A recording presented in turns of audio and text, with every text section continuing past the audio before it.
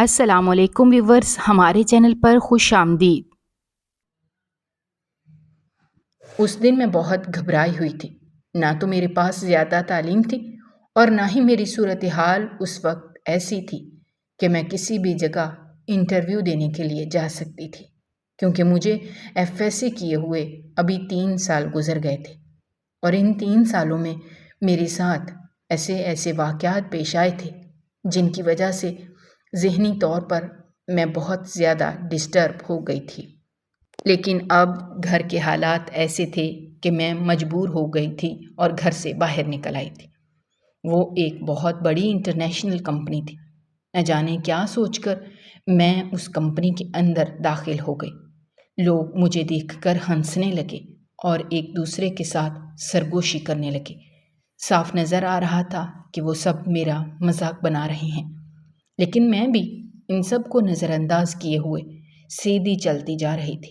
پھر جیسے ہی میں ریسیپشن پر جا کر رکی، لڑکی مجھے دیکھ کر ہنسی اور کہنے لگی، کیا تم یہاں پر صفائی وغیرہ کے لیے آئی ہو؟ اس کی بات سن کر میرے چہرے پر غصے کے تاثرات آ گئے، لیکن میں نے بولا کچھ نہیں۔ میں نے اسے کہا کہ یہاں پر لڑکیوں کے انٹرویو ہو رہے ہیں، میں بھی انٹرویو دینے کے لیے آئی ہوں۔ اس نے جب مجھ سے میری تعلیم پوچھی تو میں نے اسے FSC بتائی۔ میری یہ بات سن کر وہ دوبارہ ہنسنے لگی اور کہنے لگی، نہ تو تمہارے پاس تعلیم ہے اور نہ ہی تمہارے پاس تجربہ ہے، پھر یوں منہ اٹھانے کا کوئی فائدہ نہیں ہے۔ میری مانو تو ابھی اور اسی وقت واپس چلی جاؤ، ورنہ تمہاری بہت بے عزتی ہوگی۔ تمہیں دھکے دے کر اس کمپنی سے باہر نکالیں گے۔ میں نے اس کی تمام باتوں کو نظر انداز کیا، حالانکہ اندر ہی اندر میں خود بھی ڈر گئی تھی۔ اگر دیکھا جائے تو وہ ٹھیک بات ہی کہہ رہی تھی، لیکن پھر بھی میں اپنی قسمت آزمانا چاہتی تھی، اور یہاں پر آنے کی اپنی قسمت آزمانے کی سب سے بڑی وجہ یہ تھی کہ میں اپنی دوست کے توسط سے یہاں پر پہنچی تھی۔ یہ اس کے بھائی کے دوست کی کمپنی تھی۔ اس نے مجھے یقین دلایا تھا کہ تم فکر مت کرو، تمہیں یہاں پر کوئی چھوٹی موٹی جاب مل ہی جائے گی۔ تب اس نے مجھے چھوٹی موٹی جاب کی تفصیل نہیں بتائی تھی، جبکہ یہاں آ کر مجھے اندازہ ہو رہا تھا کہ وہ جاب صفائی کرنے والی کی ہی ہوگی۔ میں وہاں پر بیٹھی لڑکیوں کے ساتھ ہی بیٹھ گئی۔ مجھے دیکھ کر وہ برے برے منہ بنانے لگی اور ایک دوسرے کے ساتھ سرگوشی کرنے لگی۔ مجھے پتہ چل گیا تھا کہ یہاں بھی میرا مذاق بن رہا ہے۔ میرا دل خون کے آنسو رو رہا تھا۔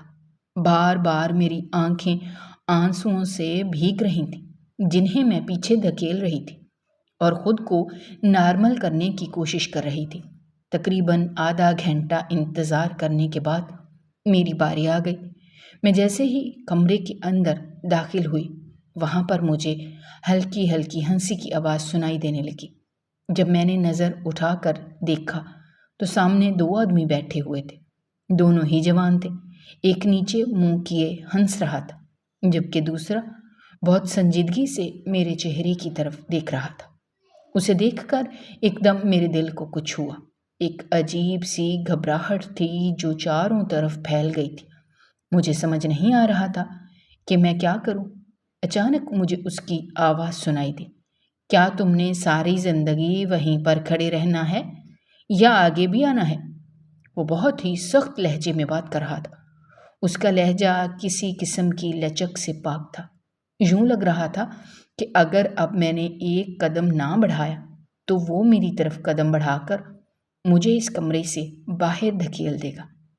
لہٰذا میں تیزی سے اس کے پاس گئی اور پھر خاموشی کے ساتھ کرسی پر بیٹھ گئی۔ اس نے مجھ سے میرے ڈاکومنٹ مانگے، جو میں نے خاموشی سے اس کے سامنے رکھ دی۔ قریب بیٹھا لڑکا اچک اچک کر وہ ڈاکومنٹس دیکھ رہا تھا۔ یوں لگ رہا تھا جیسے اس کے اس باس کے ساتھ قریبی تعلقات ہوں۔ اچانک اس نے فائل بند کی اور میری طرف دیکھتے ہوئے کہنے لگا، کیا تم یہاں پر چپڑاسی کی نوکری کرنے کے لیے آئی ہو؟ اس کی بات سن کر میرا چہرہ لال ہو گیا۔ مجھے اندازہ تھا کہ وہ مجھے ذلیل کرے گا، لیکن مجھے اس قدر بے عزتی کی توقع نہیں تھی۔ میں نے اسے کہا، مجھے نوکری کی بہت زیادہ ضرورت ہے، بے شک میرے پاس زیادہ تعلیم نہیں ہے، لیکن میرے پاس بہت سی سکلز ہیں۔ میری بات سن کر وہ طنزیہ ہنسنے لگا اور کہنے لگا، یہاں پر ہمیں تمہاری سکلز کی نہیں بلکہ تمہاری تعلیم کی ضرورت ہے۔ اس کے علاوہ بھی وہ مجھے باتیں سنانے لگا۔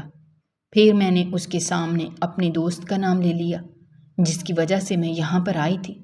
یہاں پر آنے سے پہلے میں نے اسے منع بھی کیا تھا کہ مجھے مت بھیجو کیونکہ وہاں پر میری بہت بے عزتی ہوگی، لیکن وہ میری ایک نہ مانی۔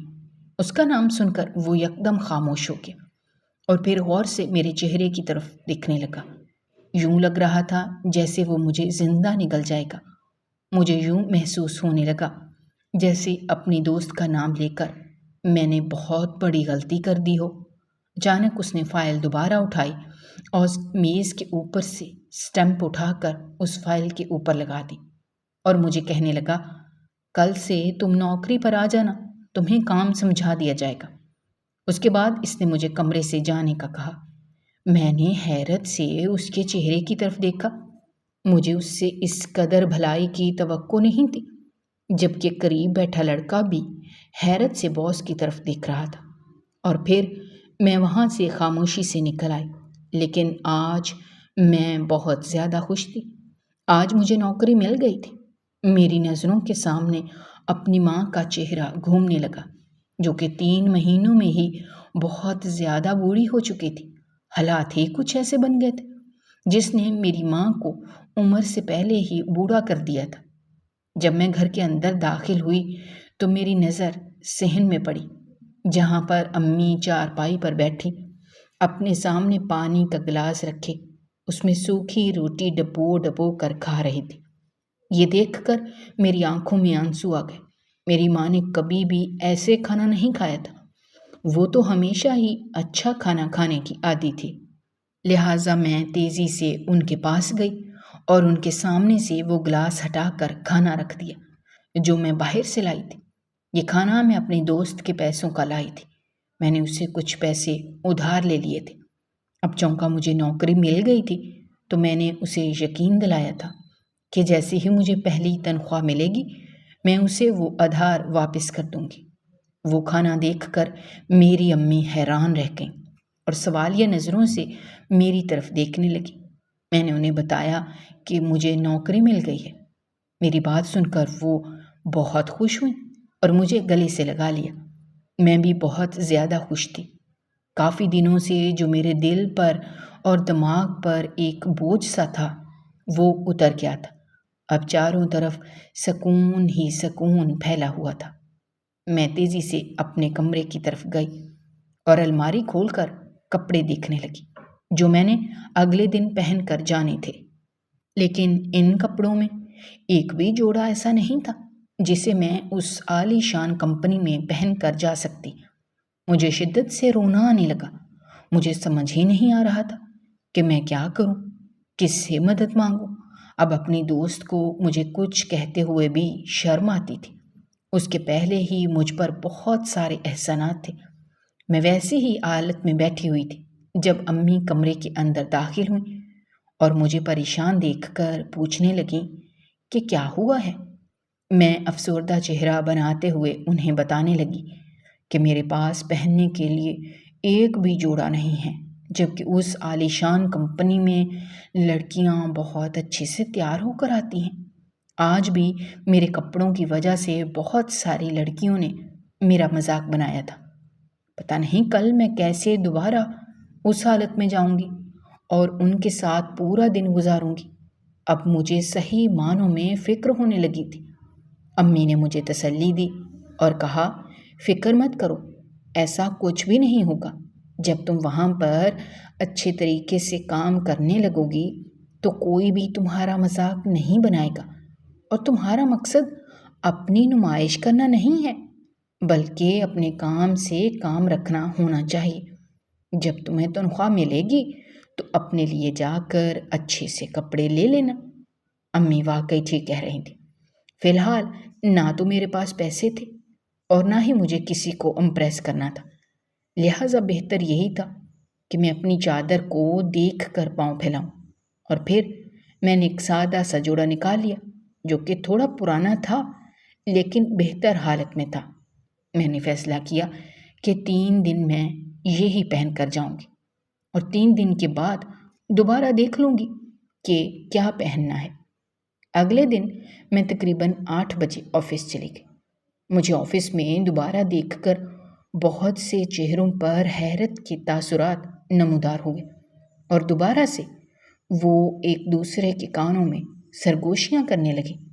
میں اس حالت میں وہاں پر کھڑی تھی کہ مجھے سمجھ نہیں آ رہا تھا کہ میں کیا کروں، کس طرف جاؤں، کیونکہ مجھے گائیڈ کرنے والا تو کوئی بھی نہیں تھا۔ اچانک ہی ریسیپشنسٹ والی لڑکی میرے پاس آئی اور کہنے لگی، تم یہاں پر کیا کر رہی ہو؟ تمہیں منع بھی کیا تھا کہ دوبارہ یہاں پر نہیں آنا۔ اس نے میرا بازو پکڑ لیا اور مجھے پیچھے کی طرف دھکا دینے لگی۔ اس کے دھکا دینے کی وجہ سے میں زمین پر جا گری۔ اچانک ہی وہاں پر باس آ گیا۔ اس نے اپنا ہاتھ میری طرف بڑھایا۔ اس کا ہاتھ تھامنے سے میں ہچکچا رہی تھی، جبکہ باقی سارے لوگ یہ منظر دیکھ کر حیران تھے، اور پھر اس نے میرے سامنے ہی اس لڑکی کو نوکری سے نکال دیا اور باقی تمام ورکرز کو بھی یہ بات کہہ دی کہ آج کے بعد کوئی بھی اس آفس میں کسی کے ساتھ اس قسم کا سلوک نہیں کرے گا۔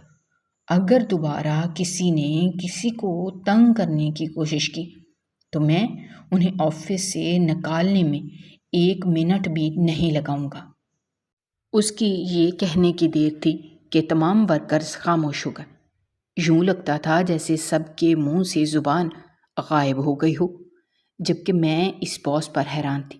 نہ جانے وہ مجھ پر اتنی کرم نوازی کیوں کر رہا تھا۔ شاید اس کی وجہ یہی تھی کہ میں نے اسے اپنی دوست کا حوالہ دیا تھا، لیکن یہ حوالہ بھی کوئی اتنا بڑا حوالہ نہیں تھا۔ اگلے دن میں نے اپنی دوست سے جا کر پوچھا کہ تمہارا اس باس سے کیا رشتہ ہے؟ میری بات سن کر پہلے تو وہ ہنسنے لگی اور کہنے لگی کہ میرا اس سے ایسا کوئی رشتہ نہیں ہے، وہ صرف اور صرف میرے بھائی کا دوست ہے۔ میں نے پھر اسے آج دن کے واقعے کے بارے میں بتا دیا۔ یہ سن کر وہ حیران اور پریشان رہ گئی اور کہنے لگی، ایسا تو ممکن ہی نہیں ہو سکتا ہے، وہ تو پتھر دل انسان ہے، اسے تو کسی سے کوئی فرق ہی نہیں پڑتا۔ لیکن پھر وہ بولی کہ شاید تم اس کے آفس میں کام کرنے والی ورکر تھی، تمہارے ساتھ ہونے والے منظر کو اس نے اپنی آنکھوں سے دیکھا تھا، تو اس لیے اس نے تمہاری مدد کر دی۔ اس پر میں اسے کچھ بھی نہیں بھولی، کیونکہ میں اپنے باس کے بارے میں کچھ بھی نہیں کہہ سکتی تھی۔ دن تیزی سے گزرتے جا رہے تھے۔ اب لوگوں نے میرا مذاق بنانا کم کر دیا تھا، لیکن مجھے دیکھ کر سرگوشیاں وہ اب بھی کیا کرتے تھے۔ میرا کام کوئی بہت مشکل کام نہیں تھا، بلکہ بہت ہی زیادہ آسان تھا، اور اس کی رقم بھی مجھے اچھی خاصی مل رہی تھی۔ اور جس دن مجھے پہلی تنخواہ ملی اس دن میں بہت خوش تھی۔ میری اس خوشی میں اضافہ تب ہوا جب مجھے تنخواہ سے تھوڑی دیر بعد ہی بونس بھی مل گیا۔ یہ میری باقاعدگی سے آنے اور مسلسل کام کرنے کا انعام تھا۔ بونس دیتے ہوئے وہ ریسیپشنسٹ والی برے برے منہ بنا رہی تھی۔ یوں لگ رہا تھا جیسے اس کا مجھے پیسے دینے کا دل ہی نہ کر رہا ہو۔ میں بھی اپنے چہرے پر ایک چڑھانے والی مسکراہٹ سجائے اس سے وہ پیسے خوشی خوشی لے رہی تھی۔ باس نے میری جو مدد پہلے دن کی تھی اس کی وجہ سے میرے دل میں ایک خوش فہمی جنم لینے لگی تھی کہ شاید باس مجھے پسند کرنے لگا ہے، لیکن یہ خوش فہمی جلد ہی غائب ہو گئی، کیونکہ اس دن کے بعد میں نے کبھی بھی باس کو نہیں دیکھا تھا۔ نہ جانے وہ کب آفس میں آتا تھا اور کب چلا جاتا تھا۔ میری کسی سے بھی اتنی دوستی نہیں تھی جو میں کسی سے اس کے بارے میں پوچھ سکتی۔ میں نے اسے اپنے ذہن سے جھٹکا اور پھر اپنا کام کرنے لگی۔ وہ پیسے لے کر جب میں اپنے گھر گئی تو میری ماں خوشی سے رونے لگی اور مجھے گلے لگا لیا۔ میں بھی رونے لگی تھی، کیونکہ کافی عرصے کے بعد ہمارے حالات تھوڑے بہتر ہونے جا رہے تھے۔ 3 مہینے پہلے تک ہم چچا لوگوں کے ساتھ رہتے تھے، لیکن پھر اچانک چچا لوگوں کو کیا ہوا کہ انہوں نے اپنی نظریں ہم سے پھیرنا شروع کر دیں، اور ان کے جو بچے تھے، جو مجھے پہلے اپنی بہن سمجھتے تھے، انہوں نے بھی اپنی نظریں تبدیل کر لیں۔ وہ مجھے بری نظروں سے گھورنے لگے، جس کی وجہ سے میرا وہاں پر رہنا دشوار ہونے لگا تھا۔ جب میں امی سے اس بارے میں بات کرتی تھی، تب وہ مجھے ہر بار تسلی دے دیتی اور کہتی، فکر مت کرو، کچھ بھی نہیں ہوگا، میں تمہارے ساتھ ہوں۔ لیکن پھر جب چچے کی اچانک وفات ہو گئی تو سب کچھ ہی بدل گیا۔ اب نہ صرف چچا کے بیٹے بلکہ چچا نے بھی نظریں تبدیل کر لی تھیں۔ پہلے وہ میری امی کو بھابھی بھابھی کہتے نہ تھکتے تھے، لیکن اپنی بیوی کی وفات کے بعد انہوں نے عجیب و غریب حرکتیں شروع کر دیں۔ وہ ہر وقت میری امی کے قریب رہنے کی کوشش کرتے۔ جب بھی میری امی کہیں اکیلی ہوتی تو وہ ان کے ساتھ فری ہونے کی بھی کوشش کرتے تھے۔ ایک دن تو حد ہی ہو گئی، انہوں نے غلط کام کے ارادے سے میری امی کی طرف قدم بڑھائے، لیکن میری امی نے اپنا دفاع کیا اور ان کے سر پر زور سے گلدان مار کر مجھے لے کر اس گھر سے نکل آئے۔ جب ہم دونوں اس گھر سے نکلی تھی، تب ہمیں پتہ ہی نہیں تھا کہ ہم کہاں جائیں گے، کیونکہ ہمارا اس دنیا میں ان لوگوں کے علاوہ اور کوئی بھی نہیں تھا۔ میری امی کا میکہ تو بہت پہلے ہی ختم ہو گیا تھا۔ جب انہوں نے اپنی پسند کی شادی کی تھی، تب ہی ان کے بھائیوں نے اور ان کے باپ نے بول دیا تھا کہ آج کے بعد ہمارا تم سے کوئی تعلق نہیں ہے۔ پھر اس کے بعد امی کے ابا کا انتقال ہو گیا۔ اب پیچھے ان کے بھائی بھی بچے تھے، لیکن ان کے بھائی ابھی تک ان سے ویسے ہی نفرت کرتے تھے جیسی پہلے کیا کرتے تھے۔ ہم لوگ وہاں پر گئے اور ان سے مدد کے لیے کہا، لیکن انہوں نے ہمیں وہاں پر رکھنے سے صاف انکار کر دیا، بلکہ ہم پر یہ بھی الزام لگا دیا کہ اب پتہ نہیں کہاں سے منہ کالا کر کے آ رہی ہیں۔ اس دن میری امی کو بہت دکھ ہوا اور وہ بہت روئیں۔ اللہ کی کرنی پھر ایسی ہوئی کہ ہمیں ایک نیک شخص مل گیا جو ایک چھوٹے سے گھر میں رہتا تھا۔ وہ ایک بوڑھا آدمی تھا اور کافی بیمار لگ رہا تھا۔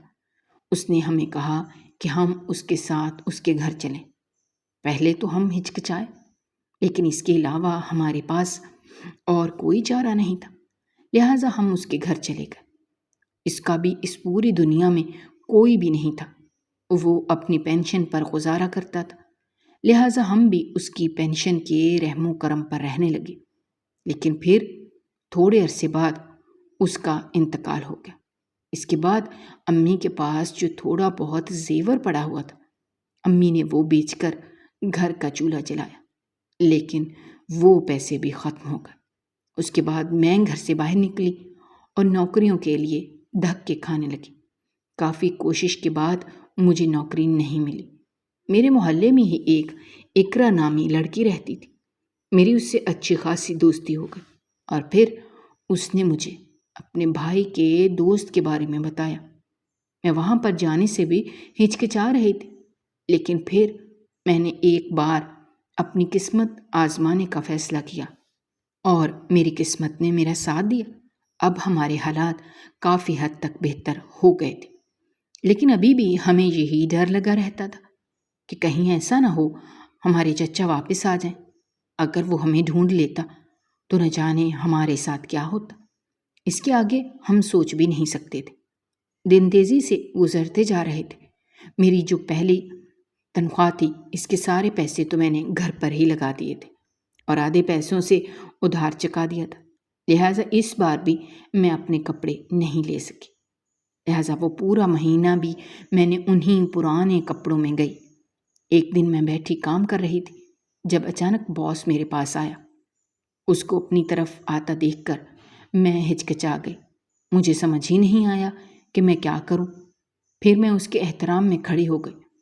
وہ میرے قریب آ کر کھڑا ہوا اور کہنے لگا، مجھے تو لگا تھا کہ تم سب سے پہلے اپنا حلیہ درست کرو گی، لیکن یہاں پر تو مجھے کوئی آثار نظر ہی نہیں آ رہے۔ جتنا مجھے اندازہ ہے، تنخواہ کے پیسے اتنے کم نہیں تھے کہ تم اپنے لیے ایک جوڑا بھی نہ خرید سکتی۔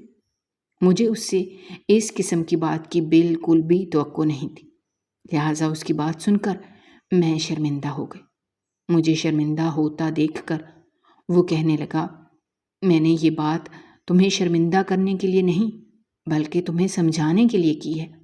پہلے مہینے میں تمہارے پاس پیسے نہیں تھے، لہٰذا تب تم جیسے بھی کپڑے پہن کر آتی تھی وہ تمہارا مسئلہ تھا، لیکن اب چونکہ تمہیں اچھی خاصی رقم ملی ہے، لہٰذا بہتر یہی ہے کہ اپنی ڈریسنگ ٹھیک کرو، کیونکہ یہ انٹرنیشنل کمپنی ہے اور یہاں پر آنے والے لوگ کوئی معمولی یا اس ملک کے لوگ نہیں ہوتے بلکہ وہ باہر سے آتے ہیں، اور تمہاری حالت دیکھ کر مجھے نہیں لگتا کہ ان پر کوئی اچھا تاثر پڑتا ہوگا۔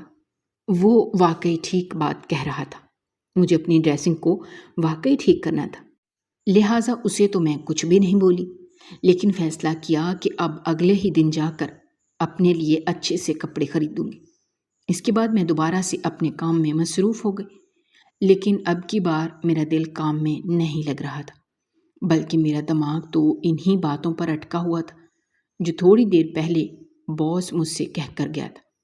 مجھے اس پر شدید غصہ آنے لگا، اس کی وجہ سے اب میرا دھیان بھٹک گیا تھا۔ مجھے وہاں پر بیٹھے تھوڑی ہی دیر گزری تھی جب ایک لڑکی میرے پاس آئی اور مجھے ایک کارڈ دے کر گئی۔ میں نے اسے وہ کارڈ لے لیا۔ جب میں نے دیکھا تو میں حیران رہ گئی، وہ ایک شاپنگ مال کا کارڈ تھا۔ نہ جانے اس نے مجھے یہ کارڈ کیوں دیا تھا۔ جب میں نے اسے جا کر پوچھا تو اس نے مجھے بتایا کہ یہ کارڈ اس نے نہیں بلکہ باس نے بھیجا ہے۔ انہوں نے یہ بھی کہا ہے کہ تم اس شاپنگ مال میں جانا۔ اس کی بات سن کر میں کچھ بھی نہیں بولی، جبکہ وہ تھوڑی دیر میرے قریب کھڑی رہی اور غور سے میرے چہرے کی طرف دیکھتی رہی، اور پھر جب وہ بولی تو اس کا لہجہ بہت ہی زہریلا تھا۔ ویسے تم شکل سے جتنی معصوم نظر آتی ہو، تم اتنی معصوم نہیں ہو۔ تم نے پہلے ہی دن باس کو اپنے قابو میں کر لیا ہے۔ اب نہ صرف انہوں نے تمہیں نوکری پر رکھا ہوا ہے بلکہ تمہاری شاپنگ کے معاملات بھی وہی دیکھ رہے ہیں۔ اس کی بات سن کر میرا چہرہ یکدم ہی لال ہو گیا۔ اس سے پہلے کہ میں اسے سخت باتیں سناتی، اسے کسی کولیگ نے بلا لیا اور وہ وہاں سے چلی گئی، جبکہ اب میرا سر شدید دکھنے لگا تھا۔ پہلے اپنے باس کی باتیں اور پھر اس لڑکی کی باتیں، وہ ساری میرے دماغ میں گھوم رہی تھی اور مجھے سمجھ ہی نہیں آ رہا تھا کہ میں کیا کروں۔ پہلے پہل مجھے یہ کام جتنا آسان لگ رہا تھا، اب یہ کام اتنا ہی مشکل لگنے لگا تھا۔ بلا شبہ مجھے یہاں پر اچھی تنخواہ مل رہی تھی، لیکن میری ذہنی صحت تباہ ہو کر رہ گئی تھی۔ میں ایک عجیب سی بے چینی اور کشمکش کا شکار ہو گئی تھی۔ میں نے ایک نظر کارڈ کی طرف ڈالی، وہ ایک بہت ہی مہنگا شاپنگ مال لگ رہا تھا۔ نہ جانے باس نے کیا سوچ کر مجھے یہ کارڈ دیا تھا۔ میرا دل کیا کہ اپنا سر زور سے دیوار پر جا ماروں، سے اچھا تھا کہ میں اپنے لیے ایک جوڑا لے ہی لیتی، تو آج مجھے اتنی ساری باتیں نہ سننی پڑتی۔ میں نہیں جانتی تھی کہ صرف یہی نہیں بلکہ ایک اور آزمائش بھی ہے جو ابھی باقی ہے، وہ آزمائش جو مجھے اس شاپنگ مال میں جا کر سہنی تھی۔ لہٰذا اگلے دن میں نے دوبارہ اپنی دوست سے کچھ پیسے ادھار لیے۔ اس بار میں بہت شرمندہ تھی۔ مجھے شرمندہ دیکھ کر وہ کہنے لگی، اب تم مجھے غصہ دلا رہی ہو۔ میں نے تمہیں خود کہا ہے کہ جب بھی تمہیں ضرورت ہو تم مجھ سے بلا جھجک کہہ سکتی ہو۔ میں نے تمہیں پہلے ہی کہا تھا کہ اس تنخواہ سے اپنے لیے کپڑے لینا۔ مجھے ویسے بھی ابھی پیسوں کی اتنی زیادہ ضرورت نہیں تھی۔ اس کی یہ بات سن کر میں مزید شرمندہ ہو گئی۔ وہ ٹھیک ہی تو کہہ رہی تھی، آخر مجھے اتنی جلد بازی کرنے کی کیا ضرورت تھی جب میں نے اسے دوبارہ پیسے واپس ہی لینے تھے۔ اور پھر میں اس کے بتائے ہوئے شاپنگ مال میں چلی گئی۔ وہ مال میری سوچ سے بھی زیادہ بڑا تھا اور بہت ہی زیادہ خوبصورت تھا۔ وہاں پر بہت ہی خوبصورت دکانیں تھیں اور ہر دکان میں بہت ہی قیمتی جوڑے لگے ہوئے تھے۔ ایک دکان میں جب میں گئی تو ان جوڑوں کی قیمتیں دیکھ کر میرا تو سر چکرانے لگا۔ یہ تو میری پوری تنخواہ کے برابر تھے۔ پورے مال میں گھوم پھر کر آخر میں اسی دکان میں چلی گئی جس دکان کا پتہ اس کارڈ کے اوپر لکھا ہوا تھا۔ جیسے ہی میں اس دکان کے اندر داخل ہوئی، ایک بہت ہی پیاری خوشبو نے میرا استقبال کیا۔ وہ دکان باقی دکانوں کی نسبت کافی منفرد تھی اور بہت ہی خوبصورت تھی۔ وہاں پر بھی بہت خوبصورت جوڑے لگے ہوئے تھے اور ان کی قیمتیں بھی زیادہ تھیں۔ جیسے ہی میں ان جوڑوں کے قریب جا کر کھڑی ہوئی، اچانک ایک شخص میرے پاس آیا۔ میں نے نظر اٹھا کر اس شخص کے چہرے کی طرف دیکھا۔ اس نے اپنے چہرے پر ایک کالے رنگ کا ماسک پہنا ہوا تھا، جب اس نے اپنے سر پر ایک ٹوپی پہنی ہوئی تھی۔ مجھے دیکھ کر وہ مجھ سے پوچھنے لگا، کیا تمہیں احمد خان نے بھیجا ہے؟ اس کی بات سن کر میں نے جلدی سے ہاں میں سر ہلایا۔ میں حیران تھی کہ اس نے مجھے دیکھ کر پہچان کیسے لیا۔ پھر میرا دھیان اپنے کپڑوں کی طرف گیا۔ شاید احمد نے اسے پہلے ہی یہ بتا دیا ہوگا کہ ایک غریب سی لڑکی ہے۔ مجھے دوبارہ سے شرمندگی ہونے لگی۔ اس کے بعد اس نے مجھ سے پوچھا کہ تمہیں کون سے کپڑے چاہئیں۔ اس کی یہ بات سن کر میں دوبارہ ہچکچا گئی، کیونکہ وہاں پر موجود کپڑوں کی قیمتیں میری سوچ سے بھی زیادہ تھیں اور میرے پاس اتنے پیسے بھی نہیں تھے کہ میں وہ خرید سکتی۔ بلکہ اگر میں یہ کہتی کہ میرے پاس ان کپڑوں کی آدھی قیمت کے برابر بھی پیسے نہیں تھے تو یہ غلط نہیں تھا۔ شاید وہ میری مشکل سمجھ گیا تھا، اس لیے تسلی دیتے ہوئے کہنے لگا، تم ان قیمتوں کی فکر مت کرو، تم بس مجھے بتاؤ کہ تمہیں کون سے کپڑے چاہیے۔ اس کی بات سن کر مجھے تھوڑی سی تسلی ہوئی اور پھر میں اس دکان میں گھومنے لگی۔ وہ میری سوچ سے بھی زیادہ اچھی تھی۔ اچانک میری نظر ایک جوڑے پر پڑی جو کہ سیاہ رنگ کا تھا۔ وہ بہت ہی خوبصورت جوڑا تھا۔ جب میں نے اس کی قیمت دیکھی تو مجھے لگا کہ میرے سر پر ساتوں آسمان آ کر گر گئے ہیں۔ وہ 1,00,000 روپے کا جوڑا تھا۔ میں نے جلدی سے اس کا ٹیگ نیچے پھینکا۔ دکاندار جو کہ میری یہ حرکت دیکھ رہا تھا، تیزی سے میرے پاس آیا اور کہنے لگا، اس جوڑے کے علاوہ اور کون سا جوڑا چاہیے؟ اس کی بات سن کر میں نے تیزی سے نفی میں سر ہلایا اور کہنے لگی، نہیں، مجھے یہ جوڑا نہیں چاہیے، میرے پاس اتنے پیسے نہیں ہیں۔ لیکن اس نے میری بات نہیں سنی اور کہنے لگا، میں نے تمہیں پہلے بھی کہا تھا کہ تم پیسوں کی فکر مت کرو، تم بس جوڑے پسند کرتی جاؤ، باقی پیسوں کا حساب کتاب میں بعد میں دیکھ لوں گا۔ اب اس کے بعد اس نے یہ بات تھوڑے دھیمے لہجے میں کی تھی، لیکن میں نے اس کی یہ بات سن لی تھی، اس لیے میں اس سے پوچھنے لگی کہ آپ کا مطلب کیا ہے؟ میری بات سن کر وہ خاموش ہو گیا اور پھر بولا کہ تم مطلب کو نہ دیکھو، تم بس اپنے لیے کپڑے پسند کرو۔ میں نے تمہارے باس سے بات کر لی ہے۔ اور پھر اس کے بعد اس نے مجھے اپنی مرضی کے 5 جوڑے دیے۔ وہ سارے ہی جوڑے بہت ہی قیمتی تھے اور بہت زیادہ خوبصورت تھے۔ اور پھر جب میں نے اس سے پیسوں کی بات کی تو اس نے بہت ہی معمولی رقم کا مطالبہ کیا۔ وہ رقم سن کر میں حیران رہ گئی اور اسے کہنے لگی کہ یہ تو بہت ہی کم رقم ہے۔ میری چھٹی حس بار بار مجھے کچھ غلط ہونے کا اشارہ دے رہی تھی اور کہہ رہی تھی کہ یہ سب کچھ جو بھی ہو رہا ہے یہ بالکل بھی ٹھیک نہیں ہے۔ کوئی بھی انسان کسی دوسرے انسان پر بلا وجہ احسان نہیں کرتا، اور وہ بھی پیسوں کے معاملے میں، جبکہ یہ وہ دور ہے جس میں انسان 1 روپے کے لیے مرتا ہے، جبکہ اس نے مجھے لاکھوں کی شاپنگ کروا کے دی ہے۔ اس کے پیچھے بھی ضرور کوئی نہ کوئی مقصد چھپا ہوگا۔ میں انہی سوچوں میں گم تھی جب وہ مجھے تسلی دیتے ہوئے کہنے لگا، فکر مت کرو، ان کپڑوں کی قیمتیں اتنی زیادہ نہیں ہیں، یہ بس ہم نے اپنی مرضی کی قیمتیں لگائی ہوئی ہیں، چونکہ یہ ایک بہت بڑا مال ہے اور یہاں پر صرف اور صرف امیر لوگ آتے ہیں، لہٰذا وہ ٹیگ دیکھے بغیر ہی کپڑے خرید لیتے ہیں۔ اس کی یہ بات سن کر مجھے کسی حد تک تھوڑی سی تسلی ہوئی، لیکن ابھی تک میرا دل مجھے غلط ہونے کا اشارہ دے رہا تھا۔ اس کے بعد میں وہاں سے جانے لگی کہ اس نے مجھے روک لیا اور مجھ سے میرا نمبر مانگا۔ میں نے نہ چاہتے ہوئے بھی اسے اپنا نمبر دے دیا اور پھر خاموشی سے گھر آ گئے۔ گھر آ کر جب میں نے امی کو کپڑے دکھائے تو ان کی آنکھیں بھی کھل گئی۔ بلا شبہ وہ بہت ہی خوبصورت جوڑے تھے۔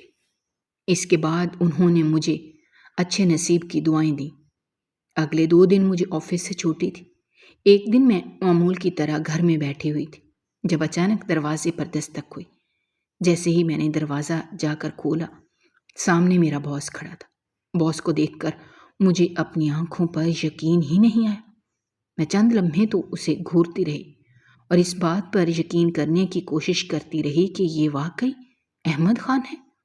اور پھر جب باس نے مجھے پکارا تو میں جلدی سے ہوش کی دنیا میں آئی اور یکدم ہی شرمندہ ہو گئی۔